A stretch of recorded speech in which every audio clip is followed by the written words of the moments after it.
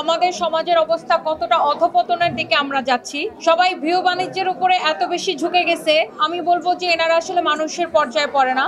অনুভূতি খুবই ভালো লাগছে, যারা পুরস্কৃত হয়েছে সবাই কষ্ট করে কাজ করে যার যার জায়গা থেকে, এবং আমার মতো একজন মানে সামান্য একজন মানুষ হয়ে আমি স্টেজে দাঁড়িয়ে আমি পুরস্কার দিতে পেরেছি। অবশ্যই অনুভূতি অনেক ভালো। এই বিষয়গুলো আসলে খুবই খারাপ। বুলিং তো আইনত অপরাধ, তারপরে মানুষ বুলিং করে। বাট দেখেন, এই বুলিংগুলা প্রতিবাদ করেই আমি এখানে দাঁড়িয়ে কথা বলতে পারছি হয়তো। তো কীভাবে মানে বুলিং আসলে কাউকে, ছেলেদেরকেও আজকাল বুলিং করা হয়। বুলিং আসলে সমাজের জন্য ভালো না।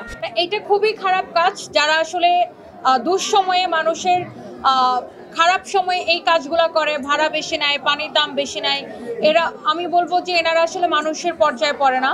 খারাপ সময়ে আসলে মানুষকে আরও হেল্প করা উচিত, ওই সময় টাকা নেওয়াই উচিত না, বা নিলেও ন্যায্য দামটা নেওয়া উচিত। তো এই কাজগুলো যারা করে এটা খুবই খারাপ। তাহলে বুঝেন আজকে আমাদের সমাজের অবস্থা কতটা অধপতনের দিকে আমরা যাচ্ছি।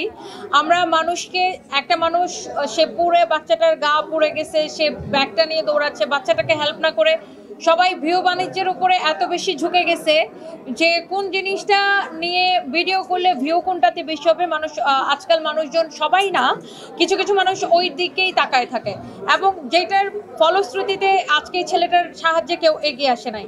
এবং দেশে এত বড় একটা ঘটনার পরে মানুষ ওইটাকে রেখে আমি লাইভ করতেছি কিনা সেটা নিয়ে পড়েছে, জাস্ট বিকজ অফ কি ভিউজ। রাষ্ট্রের ওরকম কোনো গুরুত্বপূর্ণ ব্যক্তি না, আমি লাইভ করলেও কারো কোনো ক্ষতি হয় না, আমি লাইভ না করলেও কারো কোনো উপকার হয় না।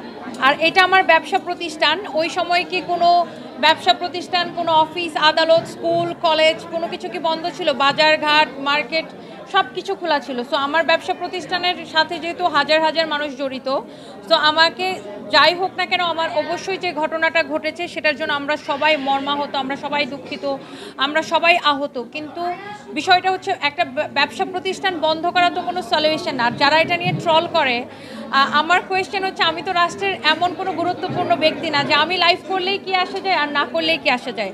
মেইন ইস্যু হচ্ছে, এত বড় একটা ঘটনা ঘটেছে, এতগুলো বাবা মায়ের বুক খালি হয়েছে, সেটা নিয়ে আমরা সবাই দুঃখ পাচ্ছি, সেটা নিয়ে মানুষ কথা বলবে। এখন আমি লাইভ করছি কি করছি না সেটা নিয়ে মানুষের এত কেন মাথা ব্যথা? আমার কথা হচ্ছে যে, আমাকে যদি কারো দেখতে ভালো না লাগে, সে আমাকে সিম্পল আনফলো করে দিলে হয়। আমাকে এত ইম্পর্টেন্স কেন দিচ্ছে? মানে এটা কি শুধুমাত্র জেলাসি থেকে কিনা, I really don't know. But আমার এটা কাজ, এটা আমার প্রফেশন। এখন আমার প্রফেশন তো আমাকে ধরে রাখতে হবে।